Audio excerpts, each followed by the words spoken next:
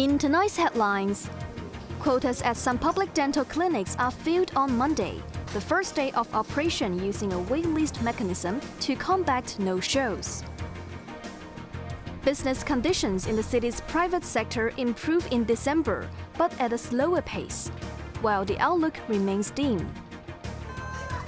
And the Brands and Products Expo concludes today after drawing 1.3 million visitors throughout the 24-day period.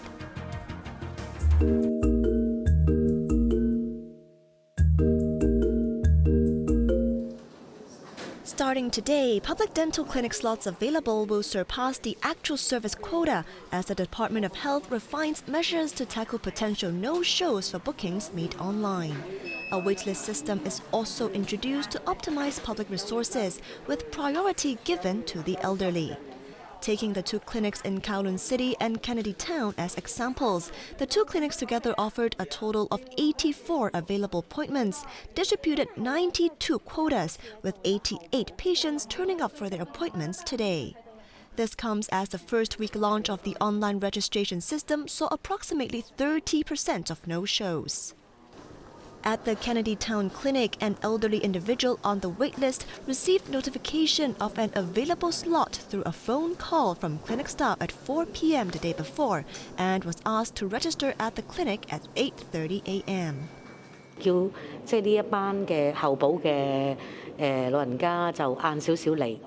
The family member accompanying the elderly suggested that those on the waitlist be asked to arrive at a later time to prevent congestion with scheduled appointments, which could lead to extended waiting periods.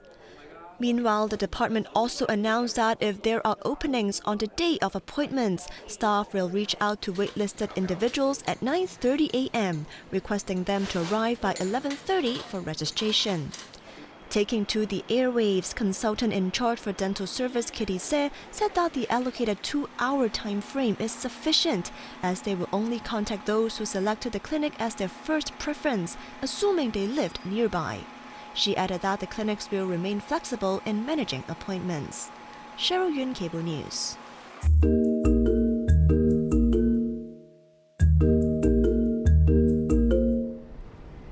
Business conditions in Hong Kong took a slight dip in December last year, with the Purchasing Managers Index standing at 51.1, down 0.1 from the previous month. This marks the third consecutive month where the index remained above the 50-point threshold, indicating ongoing expansion within the private sector, but at a slower pace. The decrease in output can be attributed to a drop in demand from both the mainland and overseas markets, coupled with challenging external conditions and concerns regarding potential tariffs from the U.S. Amid these challenges, companies maintained a pessimistic outlook, choosing to reduce their workforce and cut their selling prices for the first time in 7 months to support sales, with the prevailing concerns stemming from rising competition and the looming threat of trade barriers. The index compiler S&P Global said early indicators suggest a persistent downward trend into the start of 2025.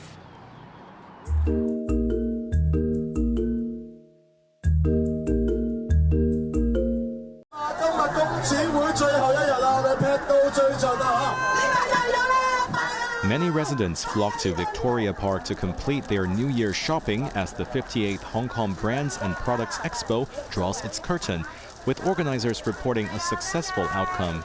The 24-day event has logged approximately 1.3 million visitors, meeting expectations. One attendee shared that this was her third visit to the fair, where she purchased sea cucumbers and beverages, finding them suitable for her needs. This bargain hunter mentioned that she came because she had the time and found the prices relatively affordable. A seafood enthusiast, she set a budget of over $10,000 for her purchases. Meanwhile, vendors took advantage of the high foot traffic by offering special promotions. One stall selling New Zealand honey offered a direct discount of $100, featuring a buy 5 get 30% off deal.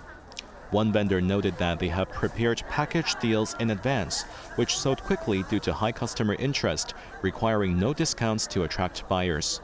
We saw a 30% increase in business compared to last year, she said. The organizer, Chinese Manufacturers Association, highlighted expectations of achieving sales targets of $1 billion during the event, despite a surge in local residents shopping in mainland. We didn't have any big effects by the northbound traveling because our exhibitions are across 24 days. So for the visitors, even they go to Shenzhen or going out for traveling, but when they come back Hong Kong, they will come to the expo. This year's expo featured 11 themed zones with over 900 booths, including 120 that allowed elderly residents to enjoy discounts by presenting their senior citizen cards. Jeremy Zhu, Cable News.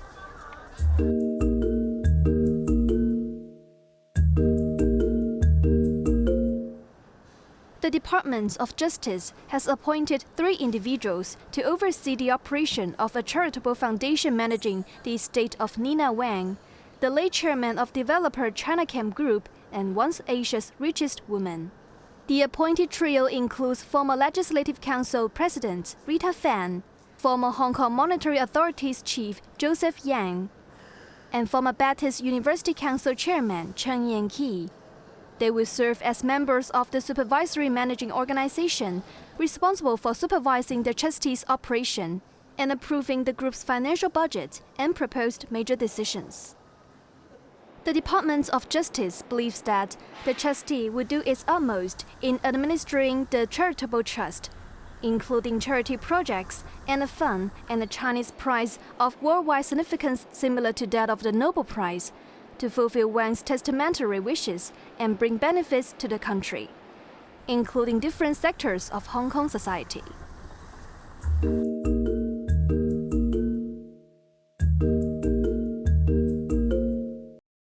Starting next Monday, the Transport Department will accept applications from non-commercial private car owners for unlimited travel in and out of Macau via the Hong Kong-Zhuhai-Macau Bridge, with a total of 1,000 quotas available. This quota allocation was agreed upon by the governments of Hong Kong and Macau, with the total split equally between companies and individuals, that is 500 each. Successful applicants may be able to use the bridge to travel between the 2 SARs as early as March 31st, with the quotas valid for a maximum of 3 years.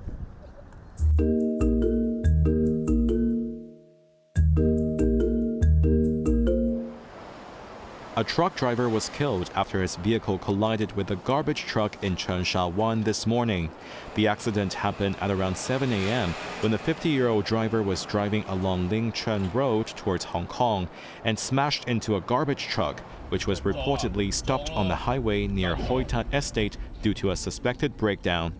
The truck driver was trapped inside the vehicle and was later rescued by firefighters. He sustained severe injuries to multiple body parts and was unconscious when transported to Kwong Wah Hospital, where he was later pronounced dead. Traffic at the scene was temporarily disrupted. Police are investigating the incident.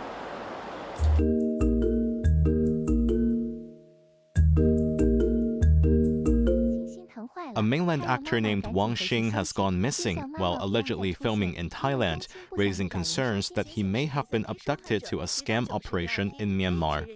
A netizen claiming to be Wang's girlfriend posted on Weibo for help last night, stating that Wang received a call for a temporary acting role through a social media group. According to her post, Wang flew from Shanghai to Bangkok last Friday after successful auditioning. However, he lost contact shortly after getting into a vehicle arranged by the production team. The case quickly gained attention after being shared by several mainland celebrities. The Chinese consulate in Chiang Mai confirmed that they have received a request for assistance from the family last Friday, while the Chinese embassy in Myanmar stated that they are currently verifying the details of the situation.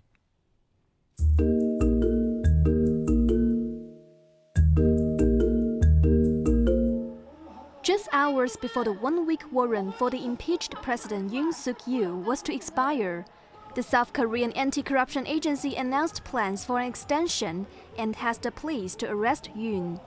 Flocks of Yoon's supporters were still gathering outside the presidential residence, holding banners and slogans. The Corruption Investigation Office for high-ranking officials sent an official letter to the police, who in turn refused to carry out the arrest warrant for Yoon. 공수처로부터 체포영장 및 Deputy Chief of the Special Investigation Team, Baek Dong-hyun, said it was concluded that the document from the office was legally controversial. Sources said there was no prior consultation between the police and the CIO, who was criticized for lack of investigation and shirking for responsibility. Meanwhile, Yoon's legal team called the CIO's handover to the police another act of illegality. They have reported 11 people involved in the execute warrant.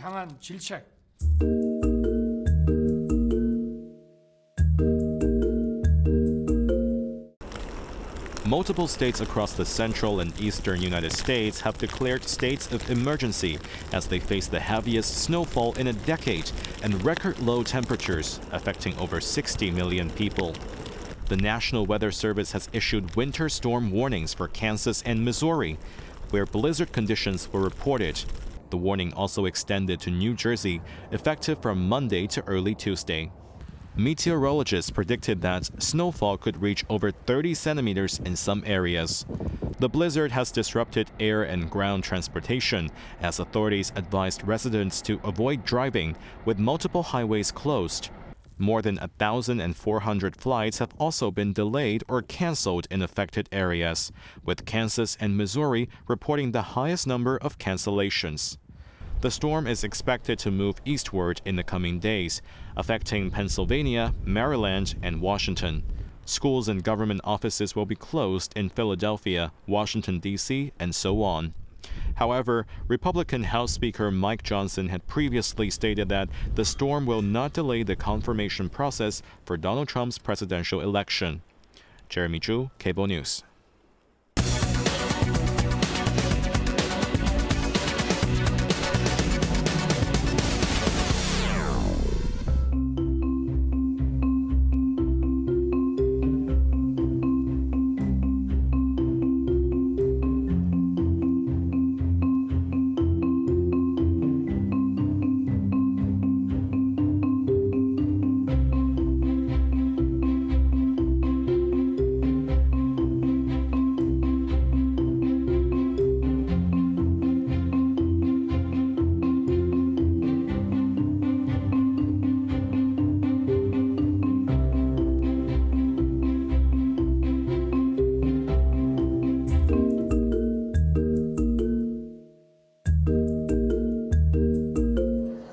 Services activity in the mainland experienced the fastest growth in 7 months in December, but the employment situation seemed to be worsening. The Caixin China General Services Business Activity Index, or General Services PMI, climbed 0.7 points to 52.2, beating expectations of 51.4. Looking by sub-indexes, the New Order Index reached a 4-month high, mainly driven by domestic demand, while orders from abroad declined, leading the index to drop below the 50-mark threshold, reaching the lowest point in nearly 2 years. Meanwhile, the unemployment situation in the service sector worsened, with its employment index slipping into contraction territory for the first time in 4 months. The index compiler noted that the external environment will be complicated in 2025, urging the central government to uphold the challenges and focused on boosting residents' income and improving living conditions.